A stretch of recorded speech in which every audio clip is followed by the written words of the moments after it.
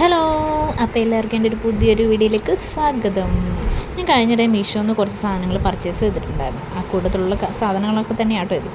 അപ്പോൾ ഇന്ന് ഞാൻ ഉണ്ടാക്കാൻ പോകുന്ന ഒരു മാലയാണ്. ഒരു സിമ്പിളായിട്ടുള്ളൊരു മാല ഉണ്ടാക്കാമെന്ന് വിചാരിച്ചു. ഞാൻ എൻ്റെ പണിയായുധമായിട്ട് ഇരിപ്പ് തുടങ്ങി. പിന്നെ ഇരിക്കാൻ അധികം സമയമൊന്നും വേണ്ടായിരുന്നു. അരമണിക്കൂറിനുള്ളിൽ നമുക്ക് ചെയ്ത് തീർക്കാൻ പറ്റുന്ന ഒരു സിമ്പിളായിട്ടുള്ളൊരു മാലയാണ് ഞാൻ ഉണ്ടാക്കുന്നത്. ഇതുപോലത്തെ സാധനങ്ങളൊക്കെ ഉണ്ടാക്കണമെന്ന് എനിക്ക് ഭയങ്കര ആഗ്രഹമാണ്. പക്ഷേങ്കിൽ ഞാൻ ചില സമയത്ത് ആലോചിക്കും, പിന്നെ ചെയ്യാം, അല്ലെങ്കിൽ നാളെ ചെയ്യാം.